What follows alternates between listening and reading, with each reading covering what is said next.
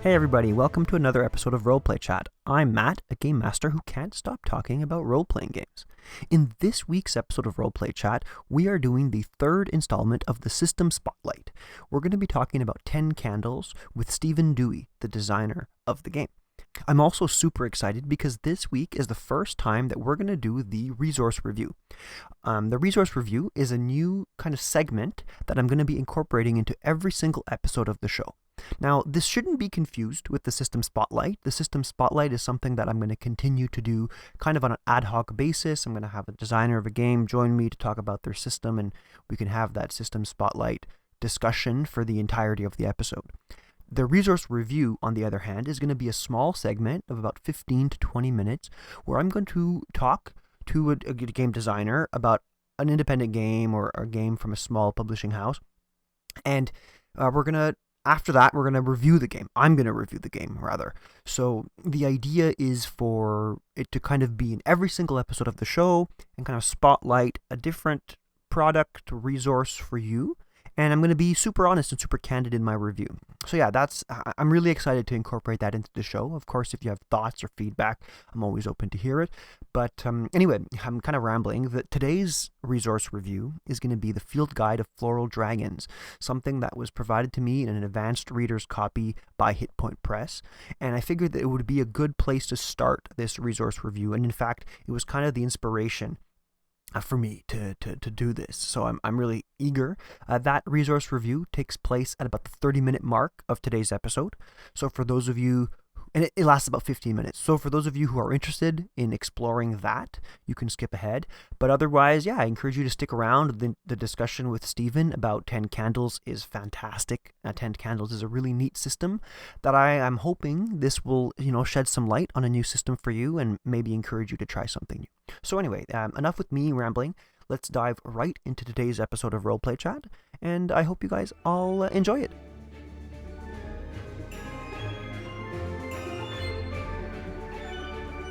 Hello everybody, welcome to another episode of Roleplay Chat. I'm Matt, a game master who can't stop talking about role-playing games, and welcome to the third installment of System Spotlight.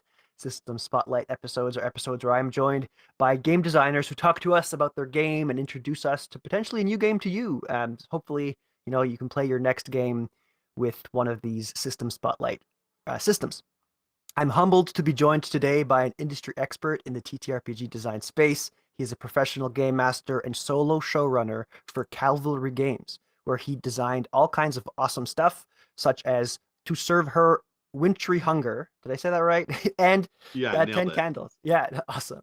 And 10 Candles. Please join me in welcoming Stephen Dewey to Roleplay Chat. Hi, Stephen. How you Thank, doing? thank you so much for having me. Listeners at home, you don't know this, but there's an actual spotlight on me right now. Can we turn that down just like a little bit? It's really bright.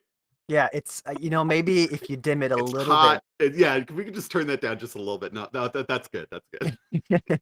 No, I'm happy to be here. Thanks for having me. Yeah, thank you. And so, Stephen, I'm super excited to talk to you about your work and specifically for today, 10 Candles. It's actually a game that I played a couple years ago for the first time at PAX Unplugged with some friends of the show.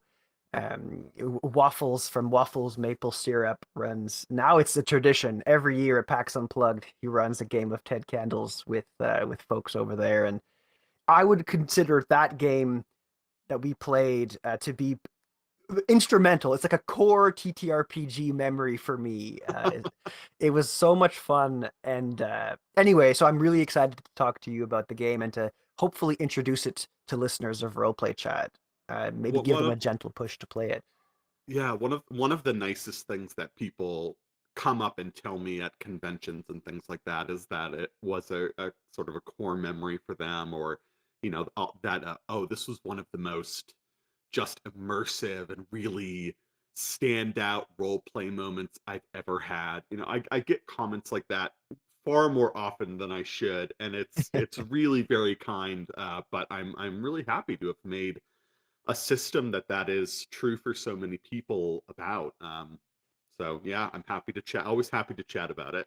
Awesome. Yeah. Thank you. And yeah, so I'm hoping to structure our chat today, Stephen, to kind of three pillars.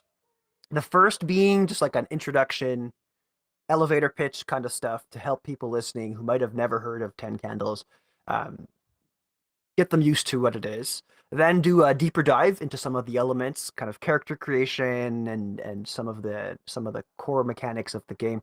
And then at the very end, talk a little bit about what folks might need to play, whether that be physical products, physical tools, or um, um, a certain mentality going into the game, a certain philosophy for play. Um, but before we do any of that, why don't you let folks know a little bit about your journey in the TTRPG space? Talk to us a bit about your studio, maybe, and just kind of what you're working on now, and then we can kind of dive into it. Yeah, sure. So I'm a fully independent tabletop RPG designer. I I run Cavalry Games, which is sort of my self-publishing imprint. That it's really just me. We like to make it sound like we have sort of a whole company behind us, but like many indie designers, I and Cavalry Games were the same thing. It's just sort of the imprint through which I publish games, with the idea that maybe someday I might publish games by other people, if that would ever happen. Hmm. Um, but it's really just me. I came up. I have a background in theater. I have a background in D&D, and I have a background in live action role playing games as well. So a Nice. lot of my origin story is really centered around theater and live action play, and a lot of very immersive, sort of immersive by design role playing experiences. So that has influenced a lot of my design. So while I don't have a ton of games out right now, those that I do, I really try to make an effort to be very immersive and evocative and emotional game experiences. That's what you're going to tend to get from me with anything that I put out. That's sort of what I'm shooting for. But Cool. we technically kind of came about late 2015, early 2016, because 10 Candles was released at that time. That was sort of I say our, right? Again, it's Yeah, just yeah. me. The Like royal don't we, don't but let don't let anything I say fool you. It's just me. I'm the man behind the curtain. Uh so I came out with 10 Candles. I think it was officially released late like December 2015. So that was really Cavalry Games exists now, and that's the hmm. website that we sell things that I sell things under. And I've come out with uh, another game since then, To Serve Our Wintry Hunger, and then there's a handful of games by me that are floating out there in the ether that I have submitted to game competitions, design competitions, some that are available through my Patreon, things like that. So I've got like maybe 5 or 6 games floating out there, but really it's 10 Candles and To Serve Our Wintry Hunger are my two games right now, with the absolute excitement of other games coming down the pipeline, but that's sort of what I'm working with at this Awesome, awesome. Yeah, time. no, and I can definitely come to vouch for that. By emotionally invested, atmospheric by design that you're talking about. 10 Candles really does bring that. So it's pleasant because it puts less effort on me as the game master to have to try to foster that atmosphere. So it's really nice. I appreciate that for sure. Yeah, Um, I really like games that give that sort of yeah. immersive experience, because sometimes it's something that's not out there as much as I'd like it to be as a player right now. So whatever it's sort of one of those. Well, if you want something and it's not out there, just go ahead and make it. So Yeah, that's what yeah. Be the I took arbiter that of change. seriously. Awesome, awesome. Well, so Stephen, why don't we now give the listeners of Roleplay Chat kind of the elevator pitch for 10 Candles? What is it? What are we talking about here? And we'll dissect the mechanics of it Sure. later. But what 10 is it? Candles is a tragic horror tabletop RPG. It is played by the light of 10 tea light candles. Ideally, that is the only light that you would play the game by. And that serves a few different functions. One is obviously it's atmospheric, but then additionally to that, the candles actually act as a countdown timer for the game. So every time the players fail a roll, to just refer very vaguely to the mechanics, every time a roll is failed, one of those candles goes out. And at the start of the game, you've got 10 candles lit. The players have a big pool of 10 dice, but every time one of those candles goes out, one of those dice goes over to the GM, and everything becomes a little bit harder. The scenes get shorter and shorter, the chances for success begin to diminish, and even the player's control over the stories slowly slips over into the hands of the game master. So, over the course of maybe 3 to 4 hours, your players who are taking on the role of these characters in some sort of horror scenario are going to find their resources growing more thin, things becoming more challenging, until eventually you are at one candle left. And in that final scene of the game, every game of 10 candles ends the same way, which is that all of the characters will die. So this is very much not a survival horror game. This is a Hmm. tragic horror game. And everyone knows that going in. You know what's at stake, you know how the game is going to end. So instead of a lot of the competitive nature that you find in some survival horror games where the GM's trying to kill as many of the players as they can, and the players are trying to outsmart the GM or get a leg up or succeed at just enough rolls to survive. In this game, we know how it's going to end. We're Hmm. all entering into that agreement right when we start.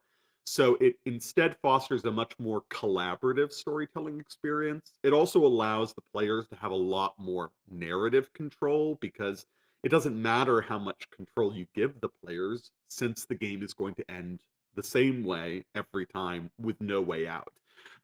So it allows for players and the GM to work together because the only way we really win, I'm putting air quotes around that, is by telling a really cool story Yeah. together. So it really encourages that sort of collaborative storytelling experience, and brings the players on board as sort of co-storytellers, co-GMs, to contribute as much to their own downfall as the dice and the GM do. So that's in a nutshell 10 Candles. Tragic horror, everyone dies. It's meant for one-shot sessions, obviously, but every time you play, it's a different scenario, different monsters, different characters, any kind of horror story you want to tell. It does have a default setting of the world's gone dark, the sun has vanished, there's monsters in the darkness, stay in the light, that kind of classic horror movie pitch. But 10 Kindles really shines as a toolbox for any kind of horror story you want to tell, and can really come to life if you discard, if you choose to Yeah. discard that and make your own, pitch for whatever kind of horror story you want to tell, as long as everyone knows how it ends, That's because cool. that's what I'm everything's building towards. Yeah, that's really cool. And I'm actually really happy you talked about that, that they're, I about the setting anyway, because I've always kind of wondered if you had in your head a canonical setting that the game was set in, or if you have like a favorite setting that you've had the opportunity to play in that you thought was really um, really fun or really neat. Yeah, I mean, the default setting right out of the book is that, 10 days ago the world went dark, 5 days ago something came out of the darkness, right? They came. But I have taken that, and I've run in that kind of world a Hmm. million times, and it's always great. But I have also run completely independent of that system, several of that setting several times, and really enjoyed it. I ran a couple that spring to mind. I ran pulling one of the modules out of the back of the book. I just ran a slasher flick like Cabin in the Woods Nice. style scenario once. But I also ran one of my favorite ones I've ever run was a kind of a superhero Power Ranger adjacent hero kind of vibe where all of the characters were on some sort of superhero team, and we knew that they were going off to what would be their final battle, but maybe they can save the world first. So it was a really interesting take Cool. on a superhero story where we know they're not going to make it out of this, but maybe what can they do in the meantime. Yeah, yeah, yeah. So there's a lot of fun things that you can do with it, and if you start looking at media, I think there was a hashtag on Twitter that went around a while back of such and such is a 10 candles story, and we started just bringing up a bunch of Cool. different movies or books or popular media that were all kind of remakes of a 10 candles style tragic tale. So there's a lot of fun things you can do with that within those constraints. Yeah, yeah, definitely. Awesome. Yeah, it really is flexible. So that's awesome to hear. And now I want to play like a superhero, tragic superhero story. That sounds like It's a a lot lot of of fun. fun. It's a lot Yeah. of fun. And Stephen, it's really neat how you said everyone goes into it with the same expectation because you're totally right. Everybody knowing that like all the characters are going to die kind of creates this unwritten rule of, yeah, that's going to happen. That's inevitable. How bad can things get before that happens, or Mhm. how creative can our story become? And it really challenges everybody at the table to put their thinking hats on, from that narrative perspective. I would argue that that's probably the thing that I like the most of about the system. Um, Now, kind of segueing into our second pillar about the game, the core game systems and the mechanics of the game. What would you say that the system does best? And I think we touched on it a little bit already, but mechanically speaking, what are the things that you think Ten Candles does especially well? And people should kind of come into it expecting certain game styles when they're playing it. Yeah, so 10 Candles, I'm actually really proud of how the mechanics in 10 Candles came together. And one of the things I'm proudest of is that when 10 Candles was released, it received several Emmy nominations that year, and it received an Emmy nomination for Best Rules, is the one that even though it got a couple others in there, like Best Game and Product of the Year, Best Rules was the one I was most proud of because I was so happy with how the rules came together. Just to get that recognition was huge. Um, the the a couple things I'll say about the rules that I really like. What I designed the rules to do is a lot of the heavy lifting on the GM's behalf. So I had an issue with horror games or the idea of horror around role playing game table. Mm, I tend to find that there's a lot of difficulty with raising the bar to actually get players scared. It's a really hard thing to do because you're sitting around a table with the lights on, with your friends and snacks and drinks, and you're having fun, presumably, with your buddies, and trying to remove that to take things seriously is often very hard and usually lives or dies based on how good the GM is at sort of fostering that feeling of terror or their narration or what they can come up with ahead of time. And GM who maybe is less experienced or doesn't have the improv chops or hasn't done a tremendous amount of work ahead of time to create a really mhm, scary story or really scary idea, it can kind of fall flat. Like I cannot count on all my fingers and toes. There's just too many instances of playing D&D or something in the past where something's supposed to be sort of a scary moment or a creepy dungeon and I'm just laughing and having fun and rolling dice and it's just like any other moment in the campaign because it's just mhm, really hard to create that atmosphere. So what I tried to do with 10 Candles and I think successfully was done, was have the mechanics, have the actual rules and requirements for playing the game do a lot of that work for the GM.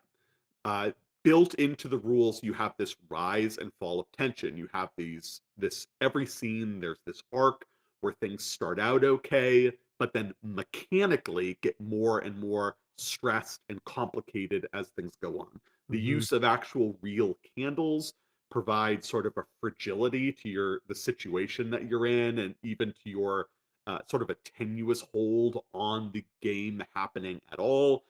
It creates real world anxiety, stress, and that is all sort of fostered and created by the literal mechanical rules system in the game. So yeah, anything that the GM adds on top of that is just gravy at that point. but the core structure and the very repeatable, reliably repeatable structure of that rise and fall of tension is all intentionally mechanically designed such that, every game of 10 candles you might play will have the sort of like the story beats and the Hmm. emotional, like, hit the emotional cues that you would want to create as a GM just with how the mechanical rules work. So that was a really important part of the design for me, and I think came out pretty much as good as it could, Yeah, to definitely. create that so that the GM can, without as much effort and as much prep and everything like that that you would normally be tasked for, the GM can allow the rules to get in, do what they need to do, and get out of the way without taking up too much space or adding too much complexity, but also sort of mirroring how the tension rises and falls and help guide the players through that. And a lot of that heavy lifting is already done. That's I think Yeah. the thing that I'm happiest about with, or that I think the rules do the best for GMs and for players.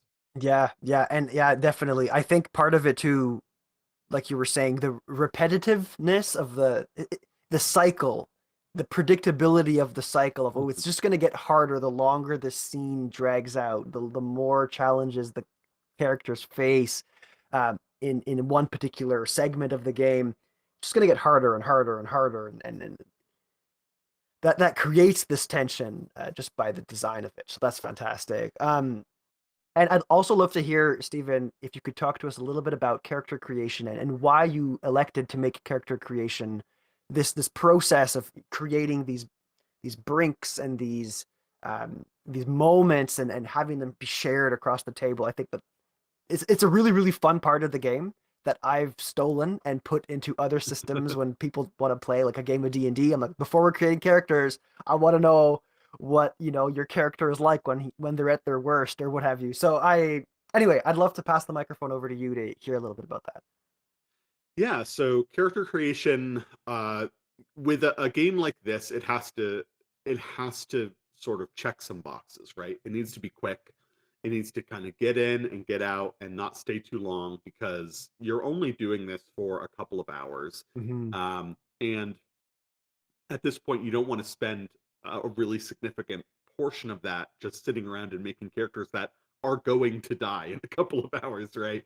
So you don't want you don't want to burden things down too heavily with character creation. So I knew I wanted to keep it light. We often joke in the industry that indie games, really the core mechanic of any indie game is just writing down sad things on index cards, and I like to think that I've upheld that here. But there were some things I wanted to get out of it. One really critical aspect of the game that I cared a lot about was I wanted to make this as zero prep for the GM as possible because I wanted a large part of that. We didn't really get into the mechanic of how this is a zero prep game, but a big part of it is that the players really have a control of a lot of the narration in the first half of the game, and then that Hmm. slowly slips over to the GM over the course of the game. And in order to kind of maximize how zero prep this is, that was how moments came about. So moments are built into character creation. It's a moment where a character might find hope in spite of everything that's going on. And really, moments are there as a tool for the GM. Like if you're storyboarding out the key moments, the key sort of scenes of the game that you're about to play, you don't need to do that because the players have done it for you and it's It's their true. moments.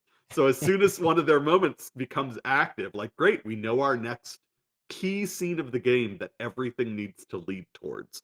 And players are invited to be part of that, to help guide the story towards whatever that moment is, so that this player has the opportunity to live it. And it's one of these big important scenes. So if you've got 4 or 5 players right there, you've got 4 or 5 of the critical, headline scenes of your entire game session Hmm. written out for you.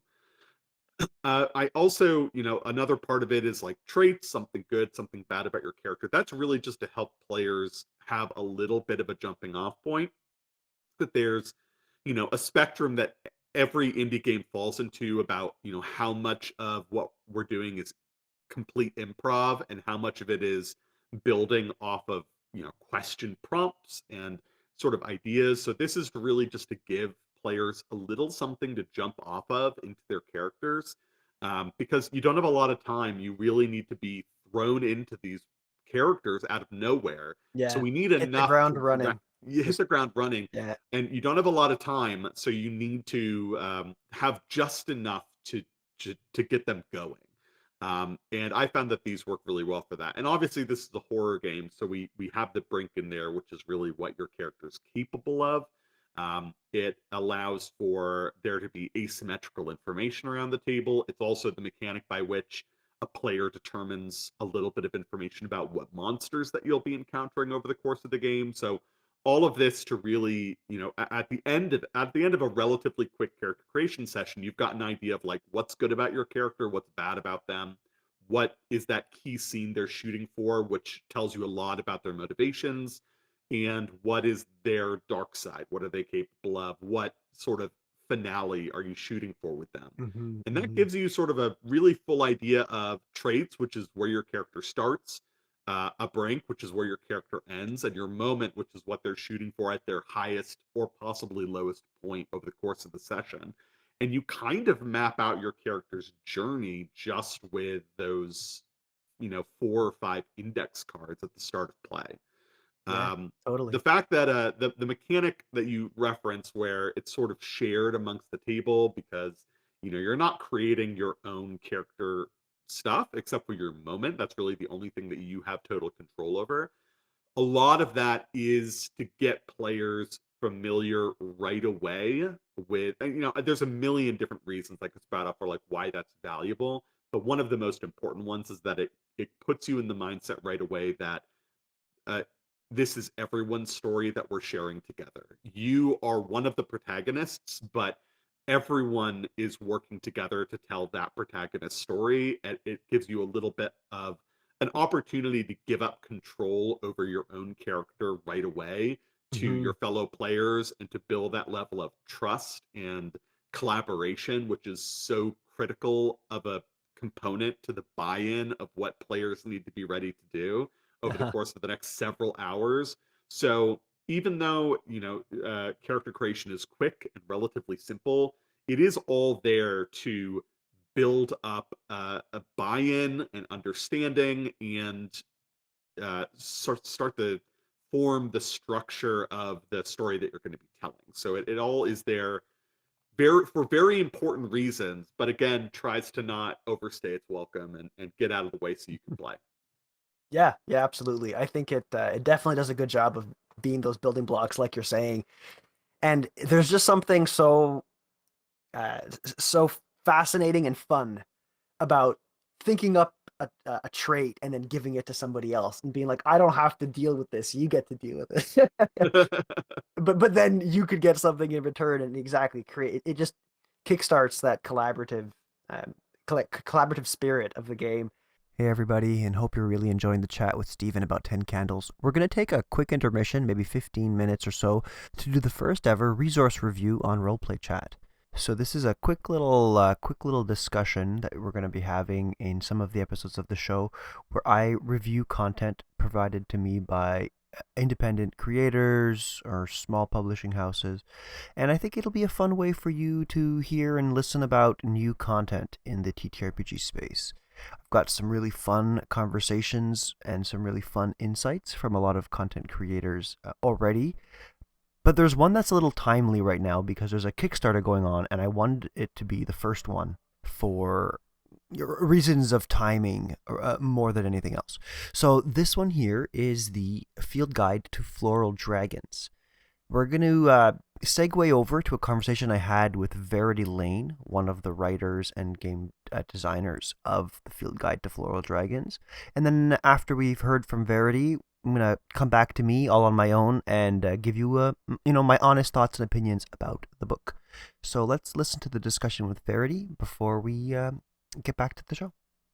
Hello, everybody, and welcome to the first ever System Spotlight, a segment of the show. And I am so excited to be talking to somebody who is working on a project that I think is super neat, and I want everybody here to be aware of it. Please welcome me in joining Verity Lane, a game designer for a local game designer here in my region, designing games for Hit Point Press.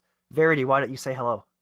Hello, everyone. Yes, my name's Verity, and I'm one of the designers, writers, editors. I wear a lot of hats at Hit Point Press, based here in Ottawa.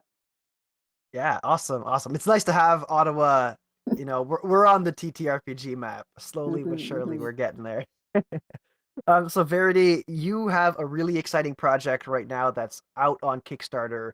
It's it's past its funding goals, like it's crushed its funding goals. Why don't you talk to us a little bit about Floral Dragons? Tell us what it's all about.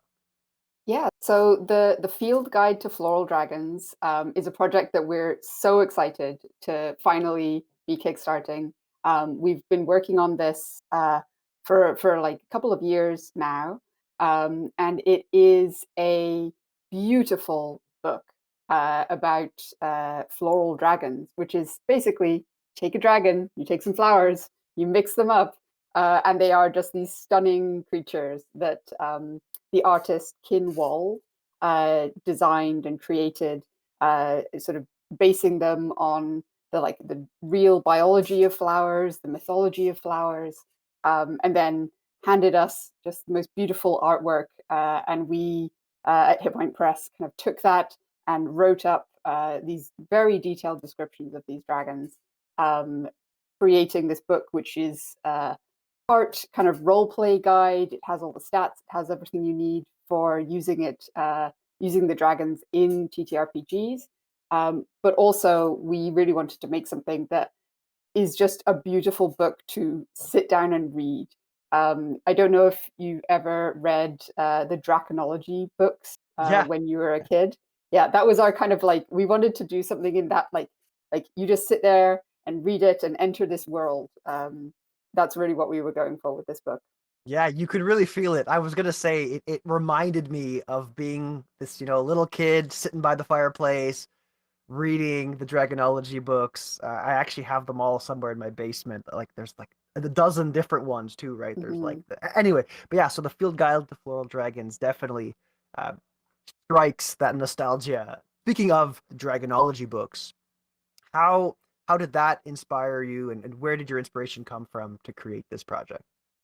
So yeah, like those kind of books which really went in depth and kind of imagined imagine what it really would be like for these creatures to exist. Like we looked at the plant biology. So for example, obviously there's lots of poisonous plants, and so we really played around with like different ways you can be poisonous, you can be harmful, and how we can like introduce that into the 5e mechanics without it just being poison damage. Once again, like the plants really led the way. Um, and then the inspiration of sort of like looking at not just their biology, but like how would they live? How would they breed? Are they pollinated? Are they mating with each other? Like, are they kind of interacting with other floral dragons, with people? And we have this huge breadth across the book. Some of the dragons, like the amaranth, which has been traditionally a very important crop, that they live closely with people. And then we have some really kind of poisonous, scary dragons like the vampire lily, that kind of are on the other end of the scale, where you really don't want to meet them, except maybe you kind of do in a at your game table. And we have sort of dragons that can be familiars or pets, all the way through into kind of massive dragons that would be a like a campaign, like culminating kind of fight in the end. Yeah. Yeah, that's fantastic. I definitely need an excuse. I always need an excuse to have more dragons in my games, and this is the perfect excuse, especially because they're so novel. The idea of having these dragons that are also inspired by flowers. There's no player that's gonna, be able to say, "Oh, that kind of flower deals this kind of damage," or they can't metagame when it's a new kind of creation. So I really love that as well. Um, Outside of the artwork being beautiful and the stories that are being woven into the background of these characters, are there other reasons that you think that the listeners of Roleplay Chat should go check out Floral Dragons? Well, sort of just outside of the book, we've also got loads of other really awesome things in the Kickstarter. We have reference cards, so you can like share the dragons and the artwork with players. We have maps. We have some really fantastic miniatures designed in-house by our amazing Victoria Jeffrey.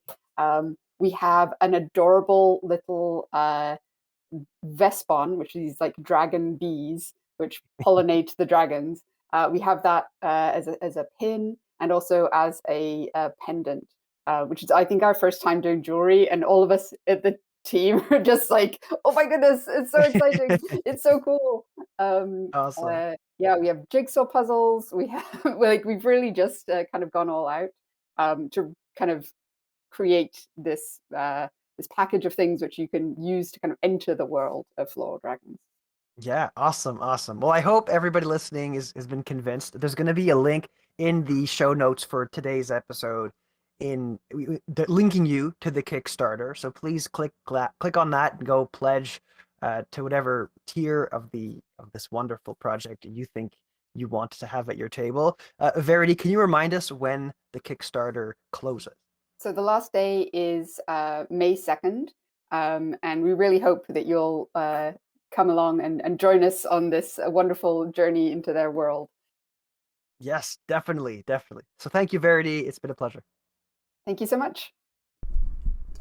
So now that we've gotten the chance to hear from one of the creators of the Field Guide to Floral Dragons, I figured that kind of as the second half of this segment, I would share my honest opinion about the book, kind of like a short miniature review, some of the things I think the resource does well, and some of the things that I think it might have room for, to improve upon. And before I get too much more into this, I do want to give everybody a heads up that an advanced copy of the Field Guide to Floral Dragons was provided to me for free by Hit Point Press. So thanks to Hit Point Press for providing me with that. And yeah, my honest opinion, if I could condense it into one quick little blurb, is that the Field Guide to Floral Dragons is a really cool bestiary that can be used in Dungeons & Dragons 5th edition for sure, but also any other role-playing game. It has a list of a lot of really neat monsters, a lot of really neat dragons that you can use in your game. As far as things that I think it does well, I'd say there's 2 or 3 things that I think it really knocks out of the park. The first is the artwork. There's this wonderful artwork by Kinwald of these beautifully illustrated floral dragons. There's some pictures, full color pictures. There's some really neat sketches that kind of depict the creature in action. Maybe it's doing something that it's known for or interacting with something in the world. So definitely the artwork and these sketches really help illustrate and bring to life the creatures. Another thing that I really think that the book does well is it provides a lot of context. Each dragon has a section dedicated to their history, their physiology, their habitat, and their behavior, as well as a couple of random tables that can be used to create and randomize and create their motivations, as well as adventure hooks that you can use to integrate the monsters into your game. So each creature has these sections dedicated to them, and it really helps paint a picture of the world that the Floral Dragons live in.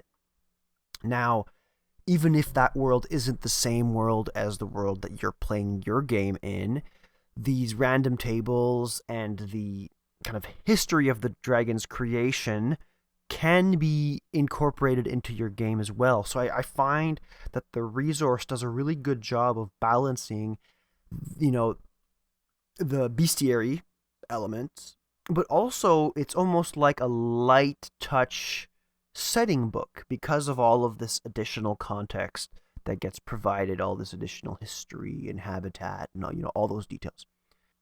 One thing about the book, though, that I think I mean, it's not really a weakness per se, but it definitely left me wanting more. Was this a lack of a more holistic view of all of the dragons, kind of like classification, group classifications, or maybe like some kind of chart illustrating the relationships. I'm a very visual person, and it would have been interesting to have kind of this reference point to be able to see Dragon A, B, and C, how they're all interconnected, or how the histories of Dragon A and C and B diverged at a certain point. Or maybe one type of dragon hunts another type of dragon. So, the book does a good job of having those connections, but they're kind of hidden within the contents of the book. So to have a couple of charts, these grouping classifications, or maybe like family trees or things of that nature, I think would have helped push this even further into a setting to help illustrate the setting of the book. Another one of the strengths that I noticed with the Field Guide to Floral Dragons are the stat blocks and the powers, the creature powers that each of the dragons have. The book does a fantastic job kind of emulating and copying the Wizards of the Coast Monster Manual stat block presentation. You've got things like distinct and interesting and unique abilities, attacks, legendary actions, and lair actions spread out between the variety of dragons. And these things really do feel true to the type of flower, or plant that the dragon is inspired by. So all in all, I do recommend the Field Guide to Floral Dragons. Whether you're playing Dungeons and Dragons or you're playing another tabletop role-playing game, I think the content is so detailed, and the history and lore behind each dragon can be incorporated into any tabletop role-playing game. Of course, if you want to get the most bang for your buck, the book itself is, with the stats and the abilities and things, it does make reference to Dungeons and Dragons 5th edition. So if you're playing Dungeons and Dragons 5th edition, then this resource will shine even more. So I definitely recommend this resource to anybody listening, and if you want to check it out, there's a link to the Kickstarter that you could go back with all kinds of interesting new, stretch goals and additional tiers as well. That's a personalized link, so if you're looking to buy this book or back this product, if you click that personalized link, a small kickback will come back to me. So that's it. That's the first, product review or review corner resource review, I think is what I called it, for Roleplay Chat. I have a few other ones kind of lined up for the next episodes of the show. I hope you enjoyed this. And if you have feedback or thoughts about the format for this particular resource review, then let me know and I'll see if I can incorporate it.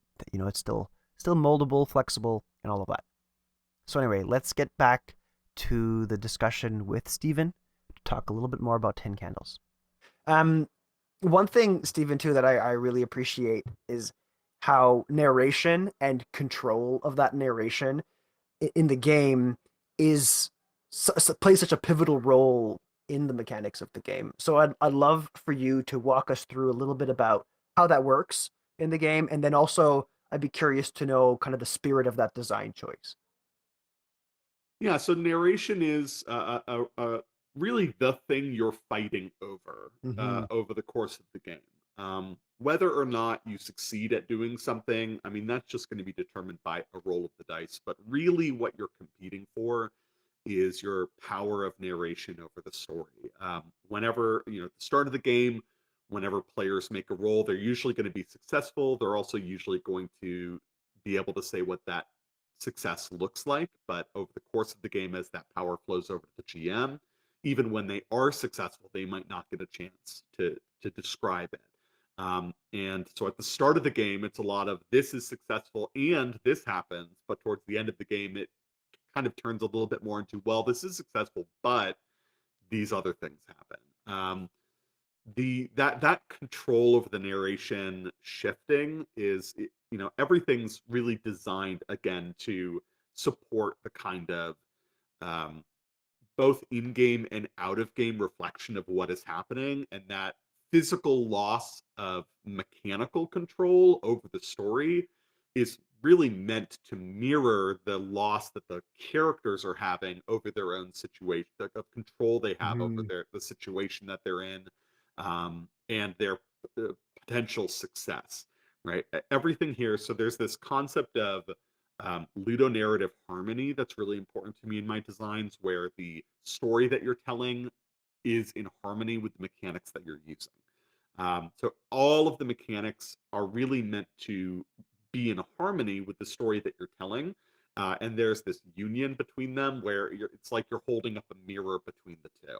So the Mm. mechanics will progress in the same way that the story does. So the characters having a lot of control early on, being able to tell their own, being able to be the heroes in their own story, and then that bringing with it confidence and hope and this positive outlook is where you want a story to start. But Yeah, you yeah, also want to see that fade away over the course of the campaign, over the course of the night, because that is what makes for good storytelling.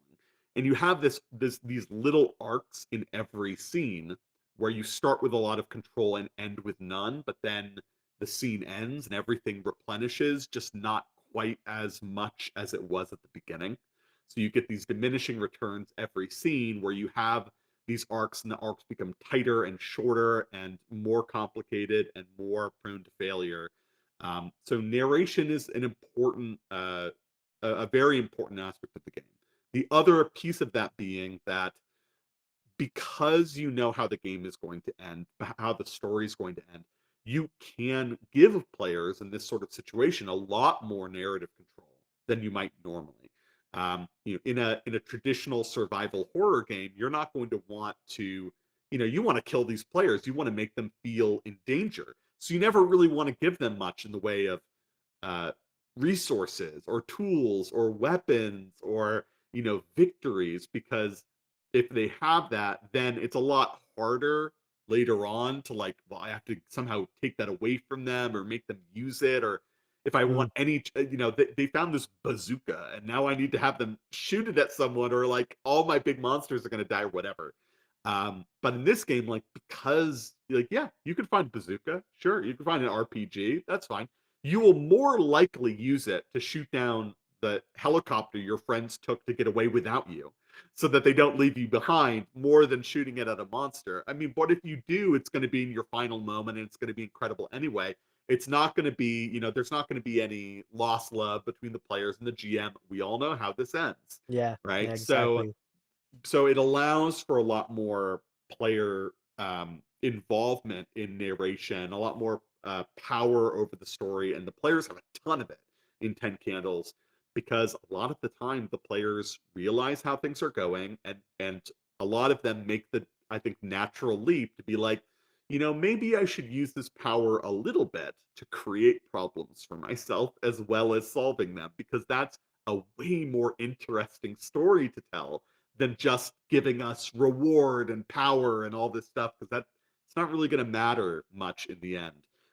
And when I really can tell that a player gets it is when they start using their narrative victories, their opportunity to tell a piece of the story, to create just horrible situations for themselves. I'm like, yes, you understand what is required of everyone here, which is to build these characters up so that we can bring them crashing down at the end. Yeah, absolutely, absolutely. I remember, I mean, in that one, core memory game that we played, uh, and maybe I should explain this a little bit. And feel free to correct me if I'm making a mistake, Stephen. But there are, elements of the game where at the end of a scene, everyone will go around the table, almost ritual like, saying something that is true about Mhm. the next scene or the situation that the players find themselves in. And yeah, we were going around the circle, and every single thing somebody said just made the situation worse. Yeah. Instead of trying to help the characters out, we're just like, let's just make this as bad as we can to see if we can get out of it. And we know we're not going to. Um, but it was like this freedom of knowing that I'm not going to be stepping on anybody's toes because we're all doing it. We all know where we're headed here. So it was a lot of Mhm. fun. Yeah, definitely. Um, awesome. Let's talk about maybe one other thing before we Sure. move on to the next pillar of our conversation. And I wanted to talk a little bit about the spooky, scary monster, the quote unquote villain, in a game of 10 Candles. So the spooky, scary monster in most situations is what makes the horror movie scary, or it's the Mm. primary antagonistic force that the players are going up against. Can you walk us through the importance of having this monster kind of lurking in the shadows, and maybe also share a little bit of advice on how a game master can tug on the player's heartstrings a little bit and use the monster to their advantage? Or I don't think it's explicitly a monster, right? It can be any kind of spooky, scary thing. But anyway, Yeah, yeah. yeah. By design, there's no established monster in Ten Candles. It is simply the enigmatic them, which could be anything, and in Mhm. fact is designed to change every time you sit down to play, and is largely defined by one of the players at character creation who writes down sort of the first true thing about these antagonists and passes it secretly to the GM to inform a little bit of their gameplay.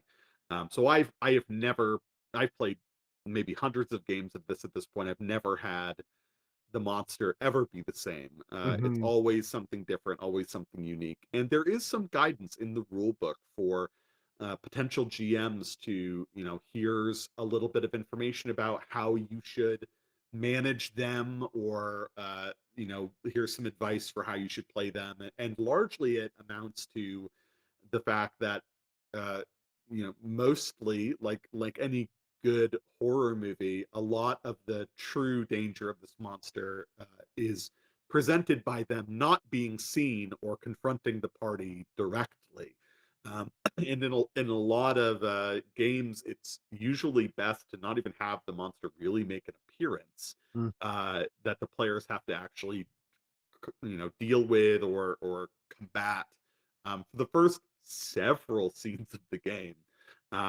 I also recommend having there be multiple sort of tiers of monsters involved, like little ones, little offspring, little spawn that cause them some issues in the early scenes, eventually leading up to some massive or true form of this creature that they may come face to face with in the final moments.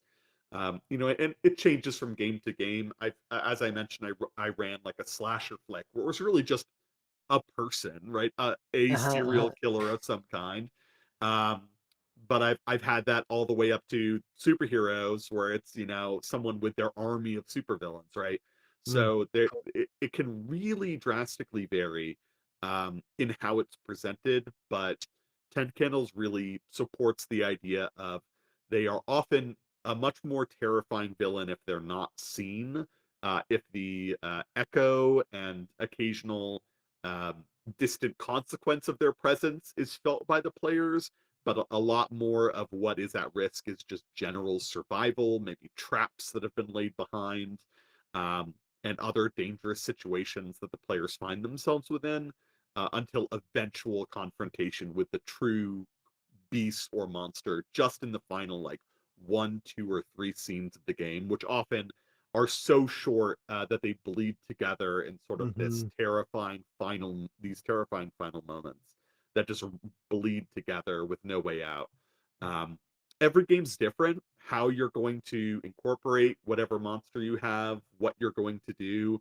I've had players go up against gods, shadows, their own hallucinations, pretty much everything you could imagine. All of the stock monsters and a whole lot of much more terrifying, unique creations from the depths of my own players' minds. Mhm. Um, but a large sort of very critical thing that I ask of GMs is to not come into, unless you're really doing a special pre-designed kind of module idea, don't come into a session having any concept of what these creatures or what this monster or what this antagonist is. Your player at the start is going to inform a little bit about it, and then the rest of your players, with all their narrative control, they're going to ask and answer a lot of questions early on.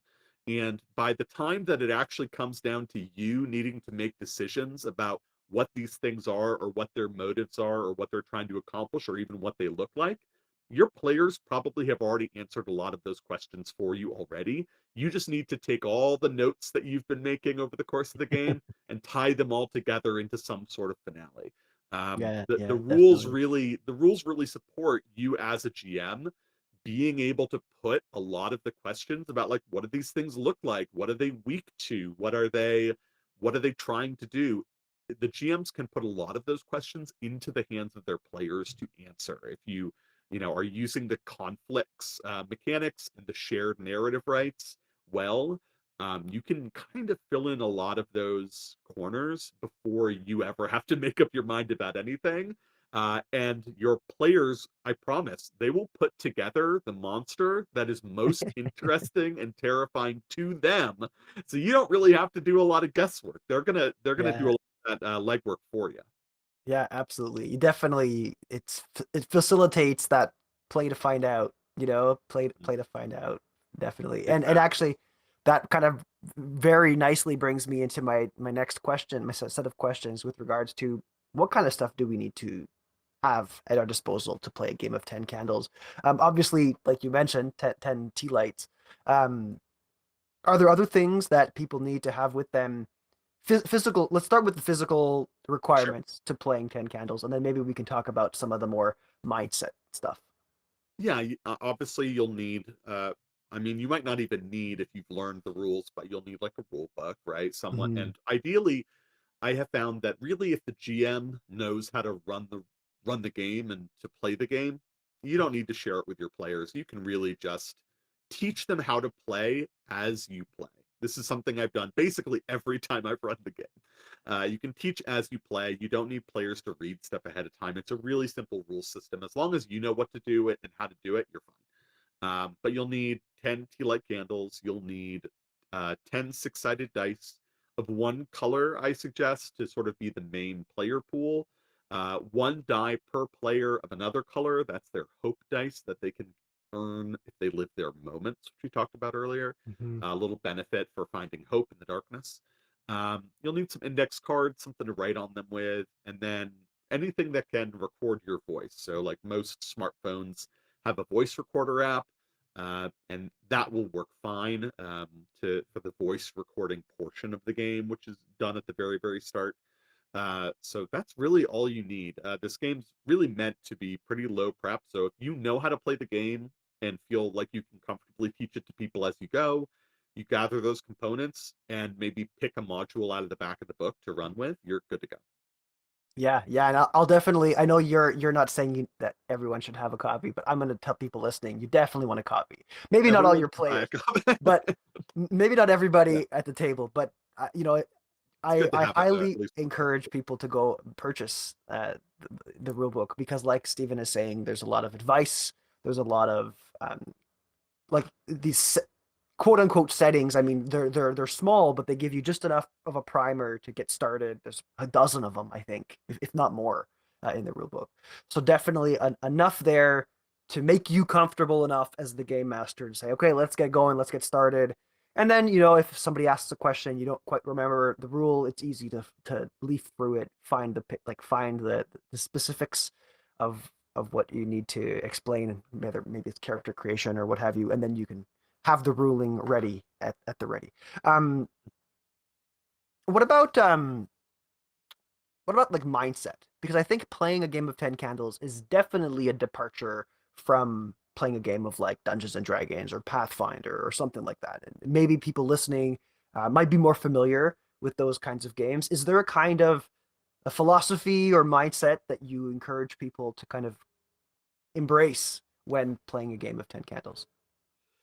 Yeah, I mean it's this game I feel like requires a little bit of buy-in. Sometimes it can be, I hear from a lot of people that this was maybe the first game that they played that wasn't something more traditional like Dungeons and Dragons and things like that. Mm-hmm. This is, and I think this is probably true for many indie games out there. Many of them are sort of someone's first foray into indie tabletop RPGs.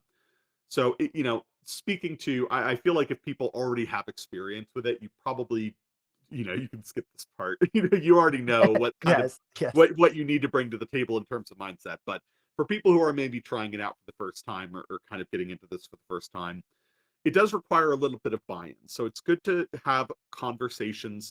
This is why it's so important that everyone knows that the characters are going to die at the end early on. Hmm.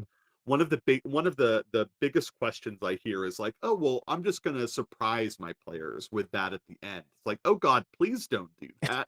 People need to like be very upfront with like, this is how this game ends. Yeah, Um, definitely. so it's critical, so that people can engage with the game appropriately. All of the rules really live or die on people understanding that there's no way to win in the traditional sense. Hmm. Um, Realigning your playgroup's idea of what winning is kind of important. I get a lot of people being like, they'll get our pitch at a convention or something like that, and they'll be like, "Oh, I like games where I can win." It's like, well, most role-playing games, that's not That's not really the case. Yeah. possible anyway. There's no, I like to usually put it through the words like, yeah, sure, like D&D, you can beat the dragon, but like at the end of the day, when you're going home from that game session, it's not like your pockets are full of gold pieces that you've won. Those are in the world that you've left behind in the hands of your characters. Like all that you're taking home at the end of the night is a really cool story about what happened. This is no different from that. You Mhm. will end the session with the same thing that you get from any other tabletop role playing game session, which is a really cool experience, a cool story, one that you're going to remember and that you're going to take away. That being said, like this is a game that has a tragic end. So, if you have never used safety mechanics or safety tools around a game table, maybe look into using that for the first time. Get some, Google lines and veils, Google the X card, Google script change, whatever flavor of safety mechanics you want to use. Those are all some great options to make sure that players are protected. Have frank conversations with players about like, is there anything we don't want to talk about in this game? Anything that we really would like to explore during this game? Make sure that you're all on the same page because Mhm. players Mhm. are always more important than the game. And when I sometimes I've got heard pushback from people about safety mechanics, like, oh, I don't want to censor my gameplay.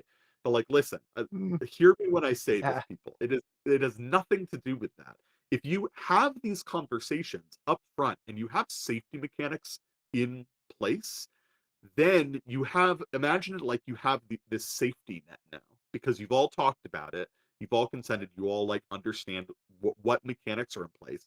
That allows you to go nuts because there is a safety net there. You know that everyone's got a parachute that they can pull if stuff gets too dangerous, and because you know that your fellow players have that, you can engage fully without feeling like, ooh, am I going too far? Maybe, and like you not knowing and feeling you maybe can't engage as hard or as fast as you want to. So safety mechanics are great for allowing you to tell stories, to the hilt, and really dig into it. So it's good to have those conversations. It's good to, realign your expectations for what you're going to get out of this story. And like make sure everyone has time and focus and energy to do it. This isn't a game you can take a break in the middle of, right? Mhm. You have Mhm. those candles lit, and I have seen, talking about immersion. This isn't the sort of game where like you'll get halfway through, like, hey, should we take a break, order dinner? That's not going to happen here. Like those candles will continue to burn. You can't Yeah. just blow them out. You're Like not you gonna are want to take a playing. break. You don't want to take a break. So Yeah. really make sure you've got the time, try to minimize distractions, turn off your phones, make sure that you can lock in for a few hours because you're going to want to, and you're going to really get out of this game what you put into it. So the more you're willing to buy in with your time, the more you're going to enjoy the game. Make sure you Mhm. make a night of it. Have food ahead of time, and then make sure everyone's on the same page. Just dive in and have a good time with it and try something new. You'll really, I think, enjoy what comes out of it, even if it might be terrifying in the moment. um, 10 Candles is a game that really sinks its teeth in and doesn't let go even for a little while after you play. Oh, um, definitely. Yeah. Along those same lines, and safety mechanics and things like that, make sure you debrief after the session. Don't give yourself a little extra time after the session is done to just hang out, with your friends and not just like, all right, that's it, everyone out. Like spend some time together with the lights on, take care of each other. It's an important, this sort of experience can really sit with you. So it's important to be able to break away from that, have a conversation about how the game went, your highlights, your low lights, what was scary, what wasn't, and just chat with your friends about it. Take care of each other. It's important.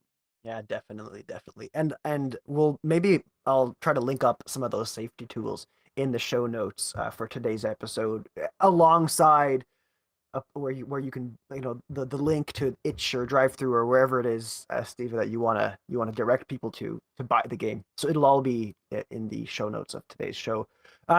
Maybe lastly, before we go into the Patreon exclusive VIP room, one last little question for you about getting ready to play. Mhm. Is there a 10 Candles community, Discord community, forum? Is there something like that where people can go to talk about the game, talk about scenarios, learn from one another, find other people to play, that kind of stuff? Does that exist? Yeah, there's sort of a public and private one. So there's a subreddit, a 10 Candle subreddit out there. Awesome. I don't Okay, I don't cool. man I don't manage it, but I do hang around in it a lot. So if you have questions for me, the community can usually summon me to answer them. So I'm always around. So there is a subreddit. On top of that, I do have a Discord server. It is not a public server, although I'm looking to change that in the future. Right Okay. now, it is exclusive to either my supporters on Patreon or my subscribers on Twitch, or I think those are the two main ways you can get access to it. Eventually, I'll have a public, free to join way to get in there. But for now, if you back me on Patreon or subscribe on Twitch or something like that, you can get access to there. It's not Well, super active, but that is on like without question the best way to get in touch with me if you have any questions. And it's full of Patreon supporters and Twitch subscribers, so it's a lot of people who are invested in my content, that you can that I'm sure will answer various questions as they're popped up. awesome. Very, very cool. All right. Well, that I think brings us to the VIP Patreon room. If you go look that way, we've got the nice gilded doors. So everybody Ooh. else, we'll see you later. And Patreon subscribers can follow us into the gilded room. And I just opened the door. You know what I'm looking at here? yeah, well, yeah, well, I mean, are you talking about the pretzel Oh, stand?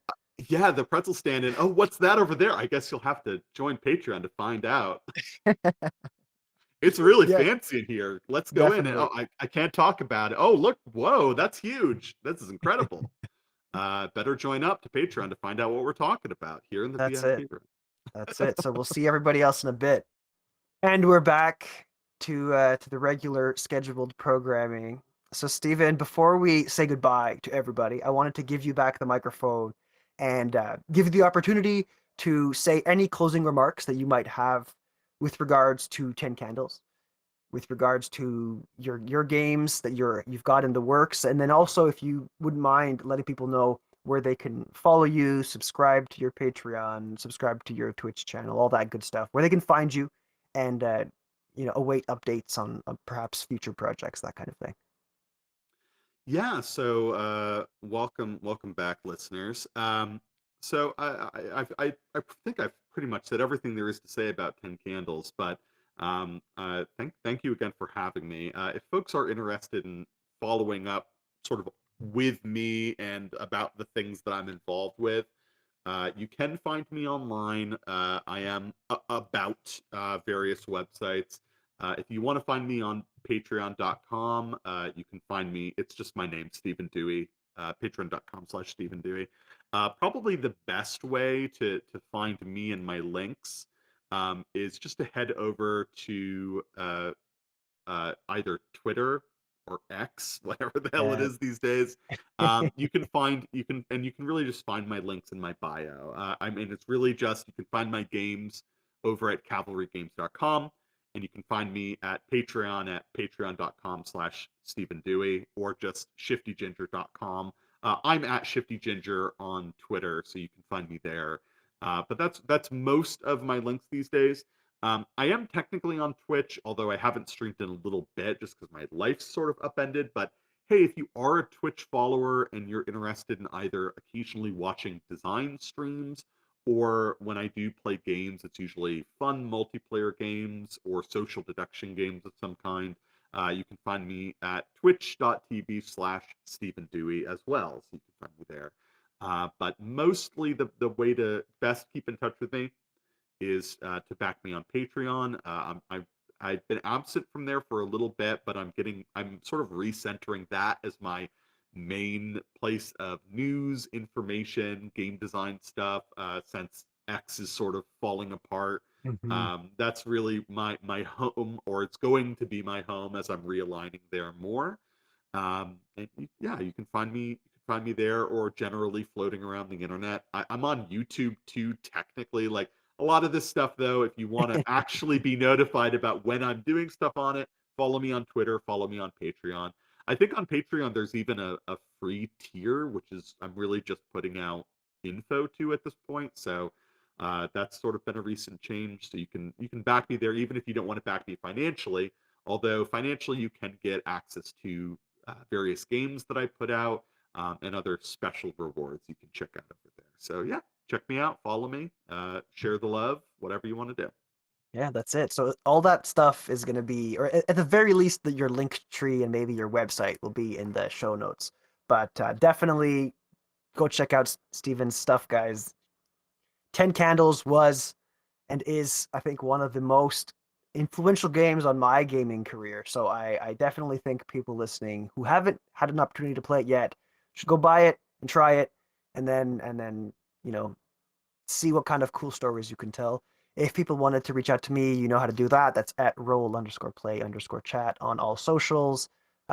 Threads is actually kind of a lot of fun, Stephen. If you're not on there yet, it's not that bad. It's proving to be an interesting alternative to X. Interesting. I've heard mixed reviews. I'll check it out. Yeah, worth exploring anyway. And then if people don't want to be limited to a character limit, you can contact roleplaychat@gmail.com. So that's it. That's me. Thanks again, Stephen, for being here, and everybody have a good one. Bye now. Let's call it a chat.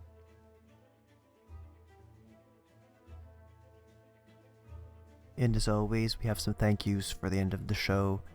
Thank you to you, listener, for making it all the way here. Thank you to the Patreon supporters of Roleplay Chat. We've got Domil and Jason, or Shadowmane.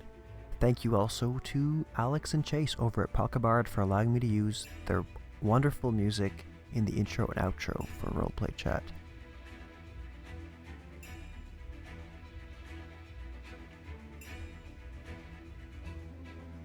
And lastly, if you wanted to support the show, there's a number of ways you can do that with or without spending money. You could support the show for free by spreading the word with your friends, sharing links about the show, and following me on socials. That's at roll_play_chat on all socials.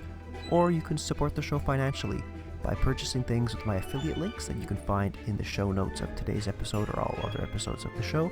Or you can sign up to the Patreon, where you get access to shoutouts, as well as extended episodes, about 15-20 minutes of episodes that are only for Patreon subscribers. So thanks so much for listening, and hope you all have a great one. Cheers now.